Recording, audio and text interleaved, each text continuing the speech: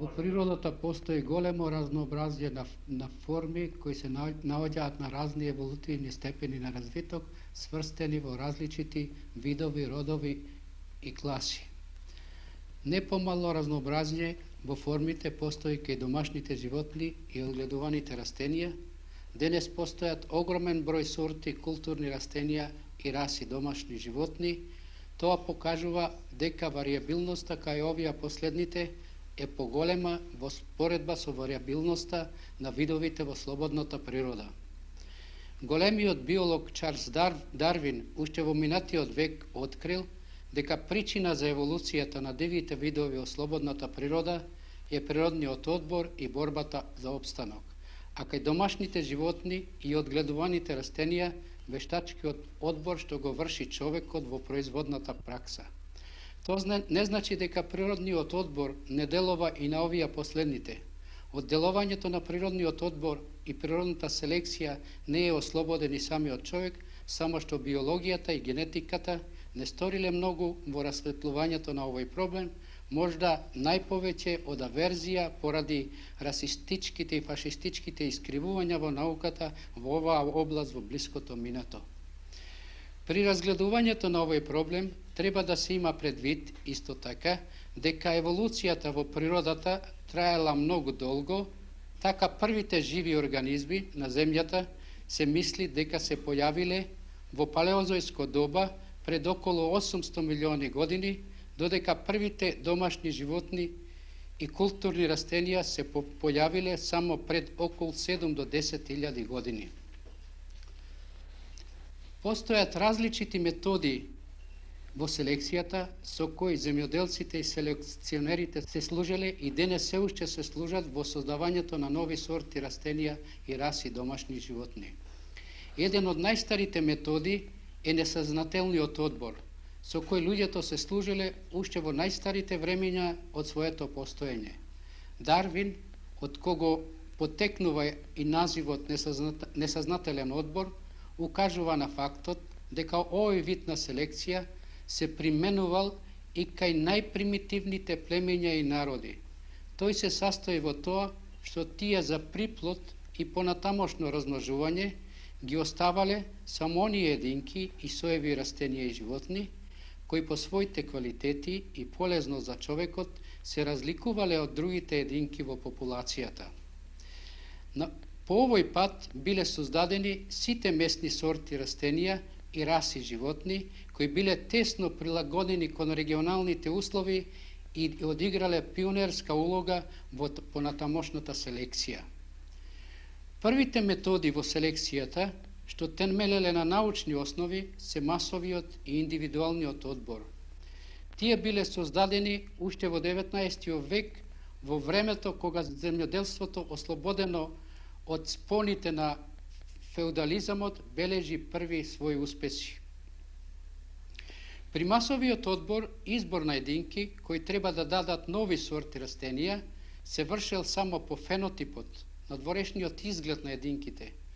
Се избирале повеќе единки, така наречени плюс варианти, кои во извесен поглед се разликувале од останалите во популацијата и семето од истите се мешало и сеело во наредните години поотделно со цел да се добие подобрување на старите сорти. На исти начин се постапувало и во селекцијата кај домашните животни. И кај одделните раси животни се вршел избор на одделни единки со позитивни квалитети со цел да се добијат нови соеви. Воопште се верувало дека сите промени што се дешаваат под делувањето на надворешните услови се наследни и дека нивниот одбор води непосредно кон создавање на нови сорти растенија и раси домашни животни. Набрзо се покажало дека овој начин на работа има свој мани. Фенотипскиот изглед, например големината на класот кај пшениците, која детерминира продуктивноста на истите, не зависи само од наследните квалитети, туку и од надворешните услови, ѓубрењето, плодноста на почвата. Со оглед на тоа, фенотипот не давал секогаш верна представа за генотипот и наследната природа на единките. Секогаш постоела опасност при одборот на фенотипски плюс варијанти да се добијат генотипски истовредни единки и на овој начин селекцијата да се врти во маѓепсан круг, дури и можност по овој пат да се добијат генотипски помалку вредни единки. На ваков заклучок упатувале и бројните неуспеси во селекционата работа во тоа време. За провера на предната положба биле вршени и експериментални испитувања. Класични во овој поглед се испитувањата на данскиот генетичар Йохансен. Тој докажал дека сите местни сорти представуваат популации од повеќе чисти линии. Така во испитувањата што ги вршел кај една стара местна сорта граф, можел да се увери дека таа се состои од 19 различни чисти линии по однос на тежината на зрното. Тој понатаму утврдил дека одборот кај местните сорти дава резултати се додека тие представуваат популација составена од повеќе чисти линии и дека тој е безрезултатен кога ќе се дојде до одделните линии. Така тој меѓу единките на една чиста линија кај гравот вршел одбор на најкрупни, најситни зрна и поодделно ги засевал во текот на повеќе години. Во таа своја работа не добил никакви промени. Како ситните, така и крупните зрна давале потомство со иста варијабилност и иста средна тежина на зрното. Како мерка која давала можност да се избегнат овие незгоди на масовиот одбор, бил применет индивидуалниот одбор. Кај индивидуалниот одбор во селекцијата се поаѓа од одделните единки. Семето од поодделните одбрани растенија се сее посебно во одделни редови и при приближно исти услови за развиток. И на овој начин, на база на квалитетите на потомството, се создава можност да се согледаат не само фенотипската, туку и генотипската вредност на единките. Значаен метод во селекцијата и создавањето на нови сорти растенија и раси животни е хибридизацијата. Хибридизацијата представува повисок степен во селекционата работа. Таа е многу поефикасна во споредба со сите други методи, вклучувајќи ги тука и новите современи методи на полиплоидија, меѓувидова хибридизација и вештачко добивање на мутации. По пат на хибридизација се добиени и денес се уште се добиваат далеку најголем број сорти растенија и раси животни. Хибридизацијата, при која се вкрстуваат две родителски форми со цел да се добие потомство со нови особини и комбинована наследност, била одамна користена во селекцијата. Исто така биле вршени испитувања и обиди за разјаснување на тајните на крстосувањето и особеностите на хибридното потомство. Меѓутоа, целосно научно објаснување на хибридизацијата е добивено дури со појавата на менделизамот и хромозомната теорија за наследување во почетните години од овој век. Хромозомната теорија во разјаснувањето на појавите и законитостите на хибридизацијата поаѓа од менделистичката концепција за комбинување на особините при укрстувањето, кои се дадени во Менделовите правила и до кој Мендел дошол уште во минатиот век. Материјални носители пак на комбинувањето на особините при крстосувањето се дошло до сознание дека се хромозомите и гените. Најзначаен доказ за реалноста на хромозомната теорија и менделистичката концепција за наследување представува фактот што до ова учење во науката се дошло по два сосема независни патишта на испитување – генетички и цитолошки испитувања. Кога Мендел по времето пред 1865 година ги трасирал законите на хибридизацијата, не знаел и не можел да знае за постојањето на хромозомите, од проста причина што тие биле откривени дури во 1872 година. Откривањето на хромозомите врвело заедно со откривањето на митотичката делба на клетката и јадрото. Овие откритија показале дека хромозомите за време на делбата на клетката се појавуваат како посебни органели кои што надолжно се делат така што секоја клетка добива исти број на хромозоми. Набрзо било утврдено и дека секој вид има постојан број на хромозоми и дека тој е двојно помал во половите клетки одошто во останалите клетки на организмот, кај повеќето посовршени организми. Редукцијата на бројот на хромозомите откривено е дека се врши при еден посебен вид на делба на клетката, која се случува само во гаметалните клетки и е наречена мејоза или редукциона делба. На овој начин, при оплодувањето, ново настаналите организми секогаш добиваат половина хромозоми од мајката, а половина од таткото. При мејотичката делба и создавањето на полови клетки не се врши само редукција на бројот на хромозомите на половина, туку доаѓа и до комбинирање на истите во одделните гамети. Така, например, при пченката, која има 10 хромозоми во гаметалните клетки, постојат најразличити можности за распределба и комбинување на истите во половите клетки. Пред се можат сите хромозоми од мајката и сите хромозоми од таткото да се распределат во различити гамети. Меѓутоа, можат да се најдат во една полова клетка еден хромозом од мајката и 9 од таткото, потоа 2 од мајката и 8 од таткото, 3 од мајката и 7 од таткото и така натака. Сите овие можности за комбинирање се смета дека се случуваат со иста веројатност и под еднаква фреквенција. Предната појава представува материјална основа за комбинирање на особините од мајката и таткото во хибридното потомство и хибридизацијата. Можностите за комбинирање на хромозомите и со тоа и на особините се огромни. Така кај винската мушичка, која има 4 пара хромозоми, веројатноста во една гамета да се најдат сите хромозоми од едниот родител е 1:8. Тоест, на една гамета со родителски хромозоми доаѓаат 8 гамети со комбинувани хромозоми. Кај пченката, која има 10 пара хромозоми, 1:512.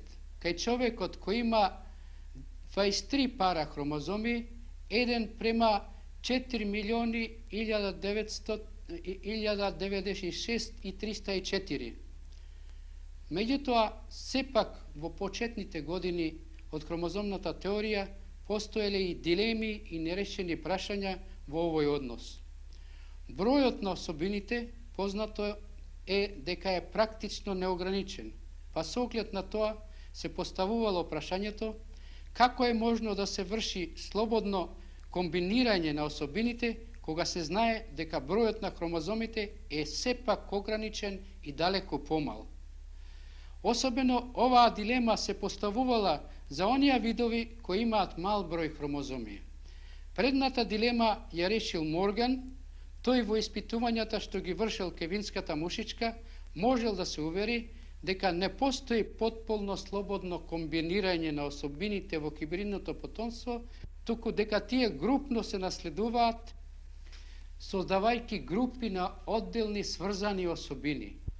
Носители на сврзаноста на особините во хибридизацијата, Морган дошол до заклучок дека се хромозомите, кои представуваат интегрални и неделиви органели на клетката. Со оглед на тоа, према Морган, слободно се комбинуваат само оние особини што се наоѓаат во различити хромозоми, додека оние што се наоѓаат во исти хромозом сврзано се наследуваат. Понатаму Морган утврдил дека гените, генските локуси, тоест одделните места во хромозомите кои се јавуваат како носители на наследувањето на поделните особини се линеарно распределени по целата должина на хромозомите и дека бројот на отделните групи сврзани својства одговара на бројот на хромозомите на отделните видови. Така кај винската мушичка било утврдено дека постојат 4 групи на сврзани особини, кај пченката 10 групи на сврзано наследување, кај доматите 12 групи, тоест толку колку што изнесува бројот на хромозомите кај овие видови. Меѓутоа, испитувањата показале дека сврзаноста на особините не е апсолутна и дека кај извесен број на единки во хибридното потомство доаѓа до кршење на истата и независно комбинирање и на оние особини што се наоѓаат во исти хромозоми. Причина за разбивање на сврзаноста на особините во наследувањето Морган предположил дека е кросинговерот, тоест размената на делови меѓу хомологите хромозоми која се одиграва во меозата при парењето на хромозомите. На овој начин, со испитувањата на Морган и неговите следбеници, уште во почетните 3 десетилетја од овој век, во лицето на хромозомната теорија било создадено целосно учење за појавите на наследувањето, кое послужи како теоретска основа за понатамошни испитувања и нови постигнувања во оваа област. Меѓутоа, и поред сите овие успеси, на хромозомната теорија не постои пълна согласност меѓу генетиката и селекцијата, меѓу теоријата и практичната работа на селекционерите во создавањето на нови сорти растенија и раси животни. Можда најзначајна причина за предната состојба лежи во недоволната развиеност на генетиката, која наследувањето во живиот свет го посматра се уште повеќе формалистички само на релација ген-особина, а не како процес кој се одвива во текот на целиот индивидуален развој на организмите. Овој недостаток на генетиката можда најубаво го искажа самиот Морган, кој уште во 1934 година, говорејќи за материјалната природа на гените, истакна дека, цитираме, меѓу особините со кои оперираат генетичарите и гените што ги постулира нивната теорија лежи цело поле на ембрионален развиток. На некој начин, за да се ускладат постигнувањата во генетиката со селекционата пракса, се создадени определени методи кои ги применуваат селекционерите во својата работа. Од Менделовите правила и праксата е познато дека хибридите се обично постојани во првите години по вкрстувањето и дека кај истите настапува цепење на особините. Заради тоа, селекционерите во првите 6 до 7 години по крстосувањето не вршат никаков одбор на единките во хибридното потомство. Тие чекаат да дојди до усталување на хибридните единки, па потоа отпочнуваат со избор на хибридни селекции за создавање на погодни сорти. Како што споменавме, хибридизацијата има задаток по пат на вкрстување на единки, сорти и раси, да создаде нови форми со комбинирана наследност. За таа цел постојат голем број методи. Една од тие методи е диалелното вкрстување меѓу две сорти. Овој метод се применува кога сакаме да извршиме комбинирање на особините на две различити сорти со добри квалитети. Во случај кога треба да се соединат особините од повеќе сорти, се применува поликрос методот, при кој се вршат вкрстувања меѓу поголем број сорти, најчесто 4, али исто така во ово вкрстување можат да бидат обохватени 6, 8 и повеќе сорти. Во овој случај, во првата година се вкрстуваат одделните сорти А со Б, Б со С, Е со Ф, Г со Х. Во втората, третата и наредните години се вкрстуваат меѓусобно хибридите од овие вкрстувања, се дури не се соединат сите сорти во еден единствен хибрид. После извршеното вкрстување, обично во 7-та и 8-та година, се отпочнува со изборот на единки кои со своите квалитети ги задоволуваат потребите на праксата и целите на вкрстувањето. На овој начин, одбраните единки се размножаваат во посебни линии и селекции. Потоа селекциите во наредните години се поставуваат во конкурсни сортни испитувања, заедно со веќе признатите сорти за еден реон. Воколку тие во испитувањата дадат добри резултати, сортната комисија ги признава за нови сорти. Многу важна работа во хибридизацијата е јасно да се определат целите на селекцијата и изврши правилен избор на сорти за вкрстување. Многу почесто во хибридизацијата се употребува методот на повратно укрстување. Овој метод се применува кога се има за цел кај некои инаку продуктивни сорти кои даваат високи приноси да се внесат само одделни особини што тие ги немаат. Таков е случајот со италијанските сорти на пченица кај нас, кои се приносни, али имаат лоши пекарски квалитети, лошо брасно со ниска содржина на белковини. Во овој случај, прво се вкрстува приносната сорта, земена како мајка, со некоја стара сорта, која се одликува со квалитетно зрно. Бидејќи пак во ова вкрстување ќе се добијат хибриди, кои можда ќе го подобрат квалитетот на зрното и брашното, али ќе ги изгубат другите особености на италијанските сорти, ниското стебло, раностасноста, збиениот клас, кои се јавуваат како причина за нивната продуктивност.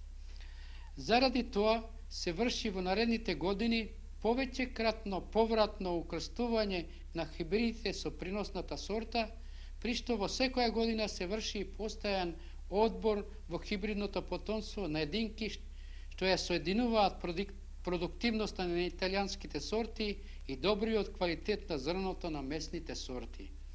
Ваков вид на селекција денес се одвива во голем број институти во нашата земја. Поред овие методи, постојат и голем број други методи на хибридизација. Еден од тие методи е и меѓувидовата хибридизација, која се употребува во случаевите кога се исцрпени можностите на внатравидовата хибридизација. Кон меѓувидова хибридизација прибегнал Цицин во укрстувањата меѓу пшеници со пиревина, кога сакал да создаде повеќе годишни форми на пшеница, отпорни на сушата. Денес се вршат обемни вкрстувања меѓу културни форми на пшеница со диви видови пшеници и видови од сортот Егелопс, со цел да се добијат сорти отпорни на рџите и некои други болести на кои